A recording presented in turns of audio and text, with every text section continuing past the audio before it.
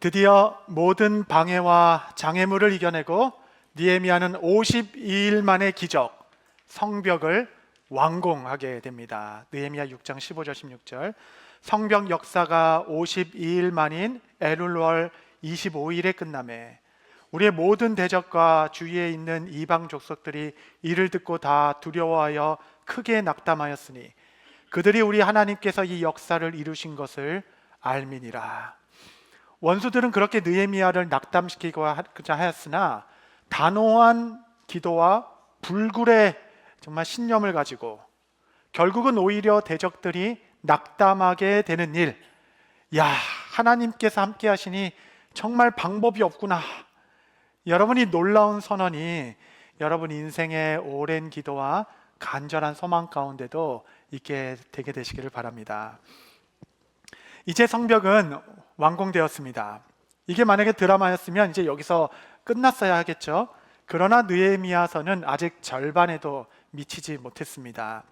이야기의 최종 승리 하이라이트는 여전히 진행되고 있는 중입니다.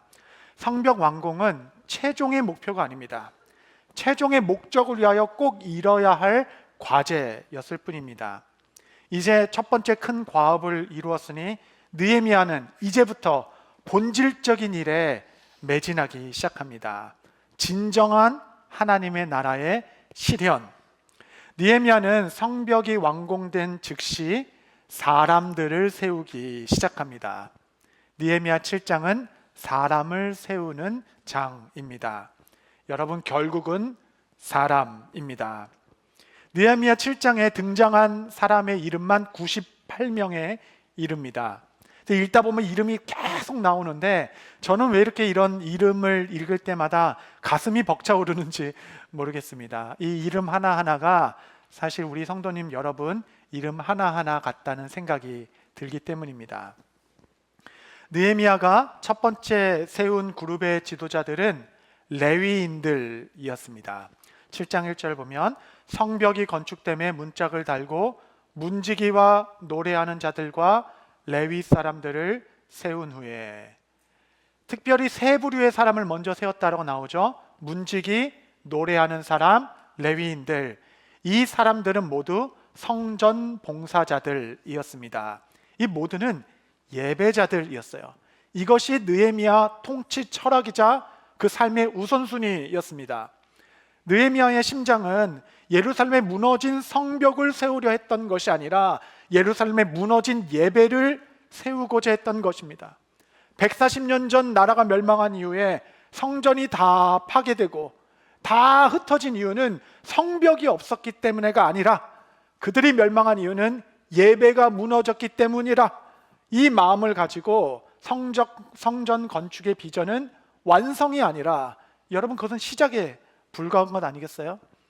그래서 그는 문지기를 세웠습니다. 여기 문지기는 성전의 문지기를 의미합니다. 이들의 역할은 성전을 거룩하게 하고 부정한 자들을 출입하지 못하게 하고 도적으로부터 성전을 지키는 자입니다. 때를 따라 성전의 문을 열기도 하고 닫기도 합니다. 성전 안의 기물들을 보호하고 성도들의 예물을 잘 관리하는 자, 지키는 자들, 이것이 문지기의 직무였습니다. 여러분, 우리 교회도 성전의 문지기와 같은 분들이 많이 계십니다. 여러분, 실제로 우리 교회에 새벽 기도 때 몇 시에 문 여는지 아시나요? 여러분, 우리 교회 새벽 기도를 위하여 문 여는 시간은 새벽 2시 30분입니다. 왜 이렇게 일찍 여냐라고 제가 여쭤보니까 우리 교회 새벽 3시부터 기도하러 오시는 분이 계시다. 아버지의 집은 기도자를 향하여 문이 항상 열려 있어야 하기 때문에 30분 일찍 와서 성전의 문을 열고 기도자를 맞이하겠다라고 말씀하시는 교회의 문지기, 성전의 문지기. 여러분, 우리 교회는 주차부가 없습니다. 이런 거 아셨나요? 우리 교회 주차부 없습니다. 우리 교회는 안전관리부만 있습니다. 이분들이 하시는 일들은 이 주차를 도와주는 역할이 아니라 우리의 안전을 지켜주시는 것이 주된 업무입니다. 여러분, 이 3-4시간 안에 수천 명이 왔다 갔다 해요. 안전이 가장 먼저 우선순위가 됩니다. 근데 어떤 분은 제가 종종 얘기 듣는데 우리 봉사하시는 분에게 키를 막 주면서 좀 주차 좀 해주세요. 그리고 예배 들어간다는 거. 여러분 발레 서비스 없습니다. 우리 교회는. 여러분 그분들은 일하러 오신 분들이 아니에요. 우리랑 똑같이 예배 드리러 온 그냥 성도님들이 봉사하시는 것뿐입니다. 그분들은 교회의 안전의 문지기라 하겠죠. 재정의 문지기들도 있습니다. 여러분의 헌금이 혹 잘못되게 쓰여지거나 잃어버린 바 되지 않도록 그 재정의 출입을 잘 관리하는 헌금관리부, 또 예산관리부가 있습니다.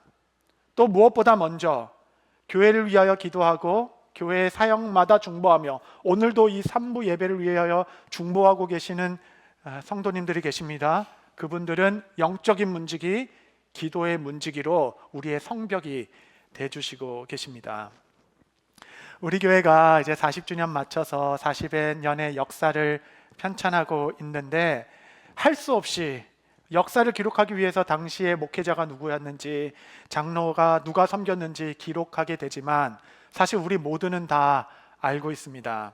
지난 40년 교회를 지키고 세워온 사람들은 이름조차 찾을 수 없는 수많은 성전의 문지기들이었다는 것을 우리 모두는 알고 있습니다. 시편 84편 10절 한번 다 같이 읽겠습니다. 시작. 주의 궁정에서의 한 날이 다른 곳에서의 첫날보다 나은즉 악인의 장막에 사는 것보다 내 하나님의 성전의 문지기로 사는 것이 좋사오니. 할렐루야. 정말 하나님을 사랑하는 자들의 고백.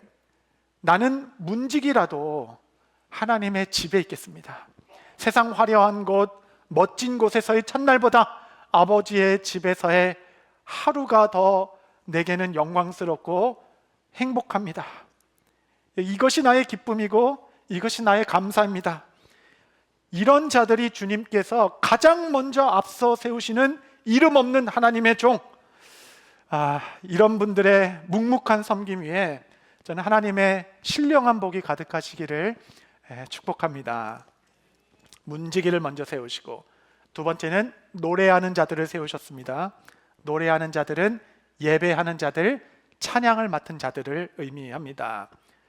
사실 당시 성읍에 가장 급한 것은 군대를 조직하는 것이었어요. 뿐만 아니라 집을 짓는 것이었습니다. 지금 폐허가 된 예루살렘은 살 집조차 없는 상황이었습니다. 그러나 느헤미야는 군대보다, 경계병보다 먼저 노래하는 자들을 세워 하나님을 예배하도록 했습니다. 우리 교회 좋은 찬양팀과 또 아름다운 성가대들이 섬기고 있어 하나님께 감사합니다. 찬양으로 섬겨주시는 분들이 계셔서 우리의 예배가 은혜로 충만합니다. 여러분, 찬양은 예배의 보조가 아니라 예배의 중심입니다. 하나님께 함께 드리는 찬양과 성가대 아름다운 찬송은 그야말로 곡조 있는 하나님의 말씀, 찬양으로 하나님께는 영광이 되고 함께 찬양하는 우리에게는 말 못한 은혜의 감동이 주어지게 됩니다. 때로는 여러분, 우리 교회 성가대 찬양을 듣다가 제가 너무 은혜가 돼서 이제 그냥 설교를 안 했으면 좋겠다 그럴 때가 있어요. 정말 그냥 축도하고 예배 끝났으면 좋겠다. 그 정도로 하나님께서 우리 삶에 충분히 말씀하시고 내 마음을 만져주셨다, 이런 은혜를 받습니다.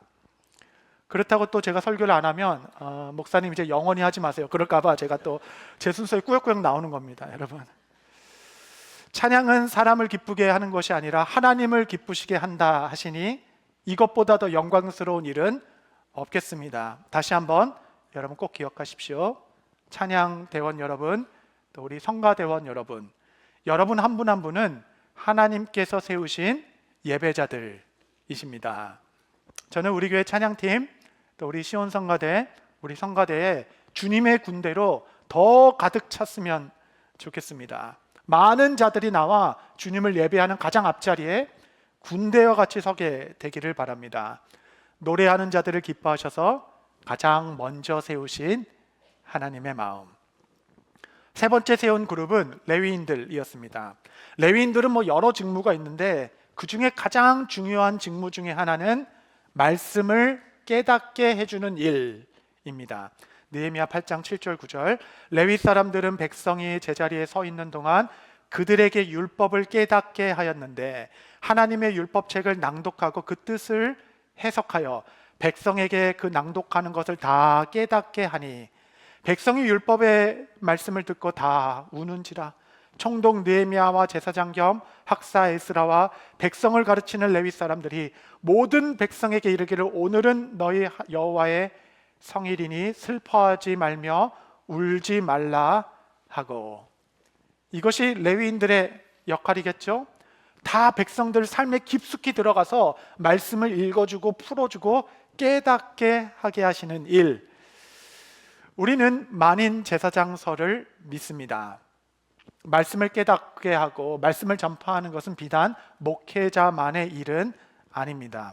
저희 목회적인 꿈은 우리 모든 성도님들이 말씀의 사역자로 서게 되게 하는 것입니다. 어떤 분은 교사로, 어떤 분은 1:1 양육자로, 어떤 분은 순장으로, 어떤 분은 큐티 나눔 방 리더도 좋고요, 마더와이즈도 좋습니다. 또 상담 사역 등등 여러 분야에 흩어져서 말씀을 깨우쳐 알게 하는 역할. 교회는 이러한 레위인들이 많아야 합니다. 이들의 역할을 조금 더 보실까요? 말라기서 2장 5절 6절. 레위와 세운 나의 언약은 생명과 평강의 언약이라. 내가 이것을 그에게 준 것은 그로 경외하게 하려 함이라. 그가 나를 경외하고 내 이름을 두려워하였으며 그 입에는 진리의 법이 있고 그 입술에는 불의함이 없었으며 그가 화평함과 정직함으로 나와 동행하며 많은 사람을 돌이켜 죄악에서 떠나게 하였느니라. 흩어져서 성도들의 삶 가운데 들어가 그들의 악에서부터 떠나게 하도록 말씀을 깨닫게 해주는 일. 여러분, 문지기, 노래하는 자, 레위인, 섬김과 찬양과 말씀, 예배자들을 세우는 것, 예배를 세우는 것이 느헤미야의 통치 철학 제1의 우선순위였습니다. 그가 정말 보고 싶었던 것은 견고한 성벽이 아니었어요.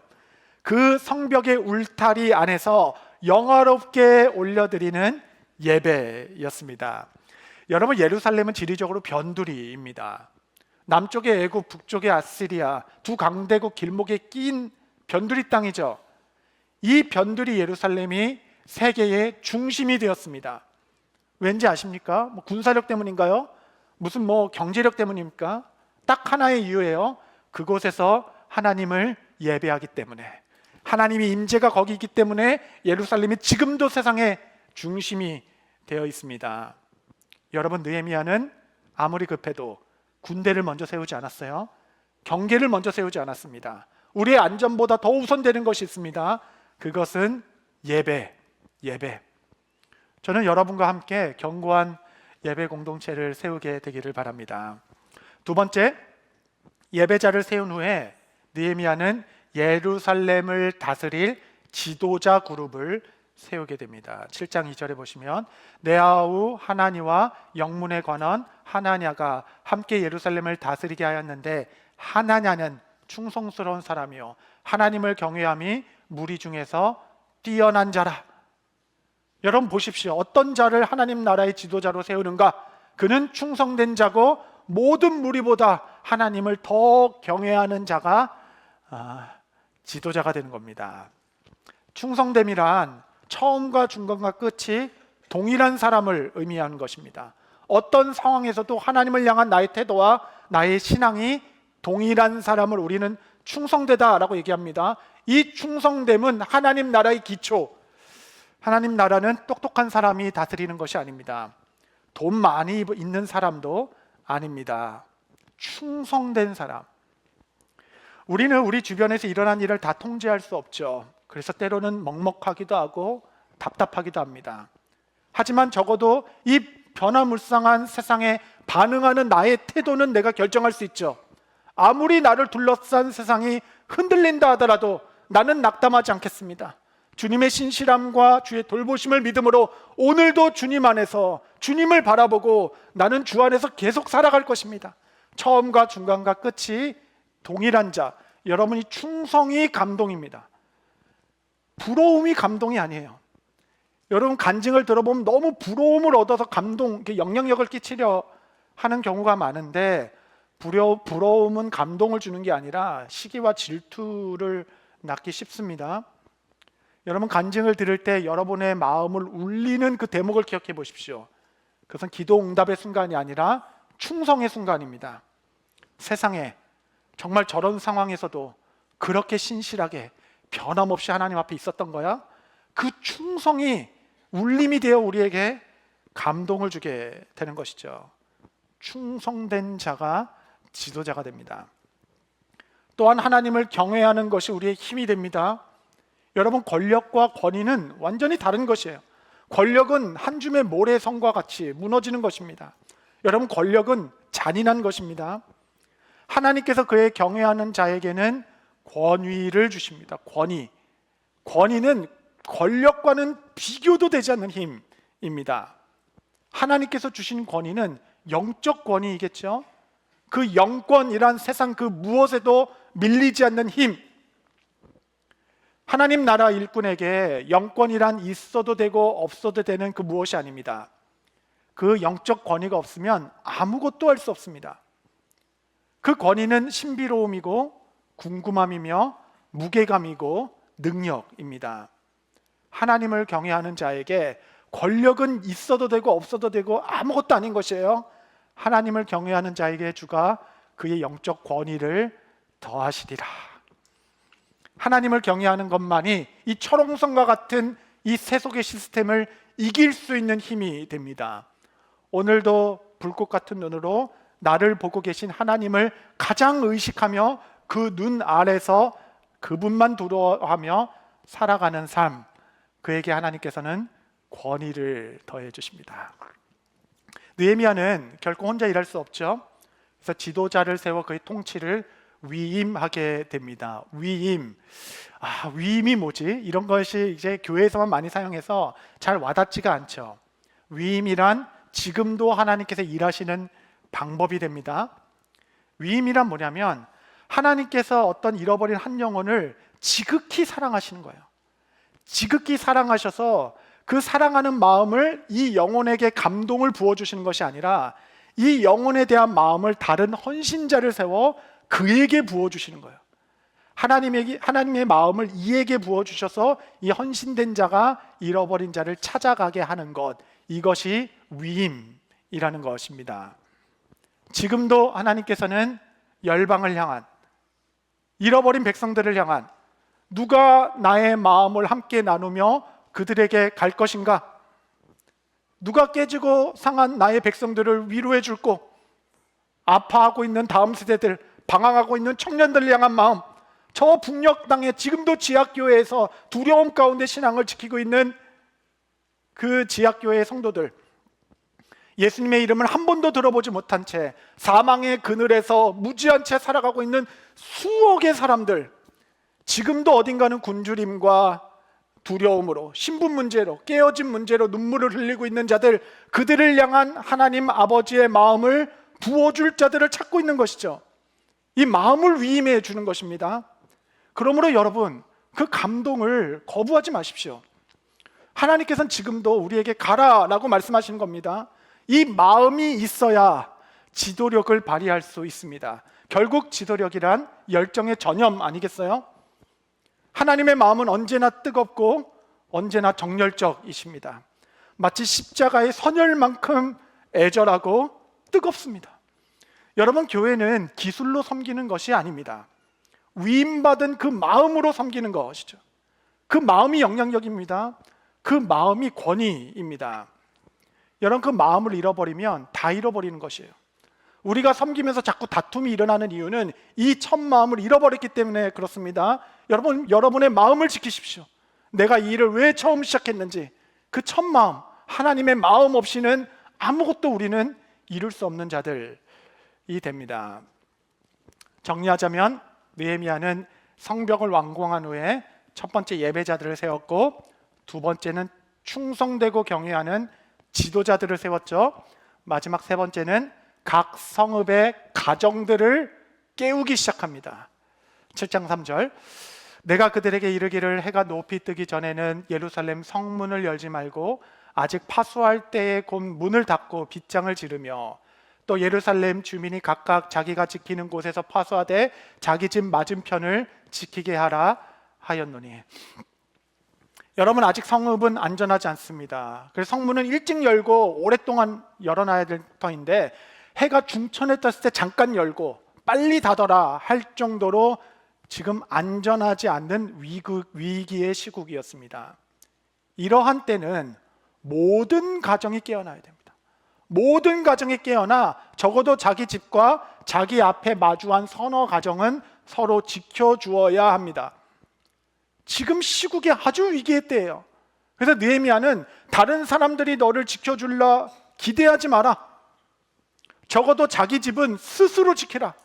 그리고 자기와 마주한 그 성벽의 지경 서너 가정들은 함께 지켜줘라 라고 이야기하는 것입니다. 여러분, 이 세속과 이 어려운 시국의 때에는 모든 가정이 일어나야 됩니다. 모든 가정이 깨어나야 합니다. 여러분, 교회는 신앙 학원이 아닙니다. 신앙에는 위탁 교육이 없습니다. 하나님께서 자녀 신앙 교육이라는 책무를 부모에게 위임해 주셨습니다. 여러분, 우리 교회 학교에 중요한 모토가 하나 있어요. 이것은 목회 철학이죠. 그것은 Let the parent win. Let the parent win. 이제는 부모가 이기게 합시다. 이것이 중요한 목회 방향성입니다. 예전에는 그렇지 않았어요. 예전에는 이 신앙교육의 중심이 교회 주일학교에 있었습니다.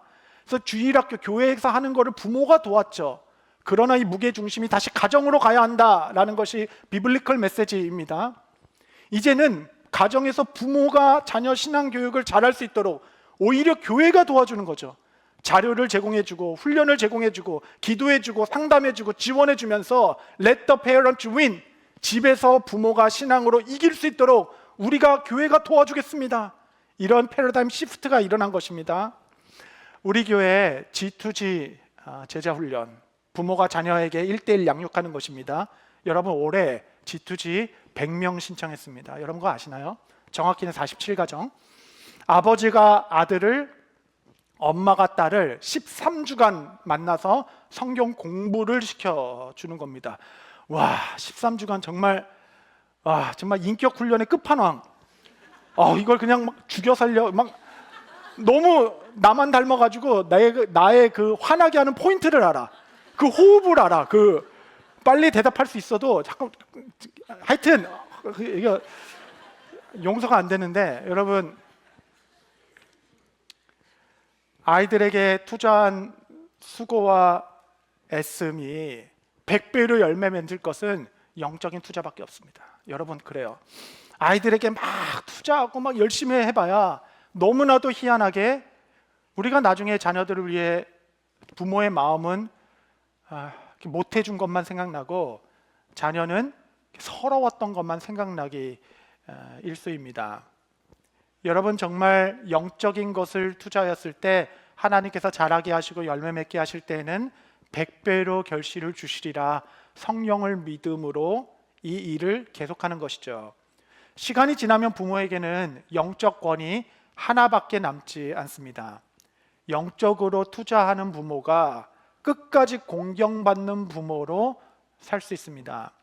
너무나도 희한하게 성경적 원리는 내가 공경받으면 나의 유익이라 말하지 않고 내가 공경을 받으면 우리 자녀들이 복을 받는다라고 이야기합니다.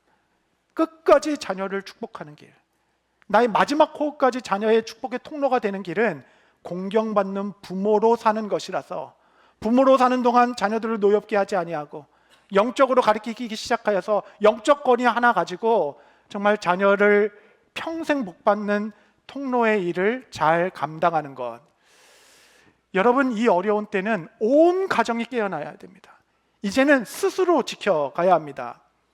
가족의 영적 성벽은 느헤미야와 똑같은 것이에요. 예배를 중심으로 성벽을 굳건하게 쓰고 화목한 가정을 이루어 하나님의 나라를 이루어 가는 것일 것입니다. 적어도 내 가정은 내가 지킨다. 나와 마주한 서너 가정, 내게 붙여주신 이 가정들은 내가 지켜주겠다. 이러한 깨어있는 가정들이 하나님의 나라를 세워갈 것입니다. 여러분, 우리 모두에게는 주님께서 주신 꿈이 있습니다. 저는 우리 교회 예배자들, 위임받은 지도자들, 각 가정의 부모님들과 함께 같은 꿈을 꾸었으면 좋겠습니다. 저는 느헤미야 7장 4절을 아주 흥미있게 읽었어요. 4절 말씀에 그 성읍은 광대하고 그 주민은 적으며 가옥은 미처 건축하지 못하였음이니라. 예루살렘은 여전히 황무지였습니다. 나라가 멸망한 지 140년 아무도 돌보지 않는 황폐한 땅이 되었습니다. 수르바벨 성전이 70년 전에 건축되었지만 여전히 제대로 된 예배 한 번 드려진 곳이 없는 곳이 바로 예루살렘이었습니다. 그럼에도 느헤미야는 예루살렘의 성벽을 크게 둘렀습니다.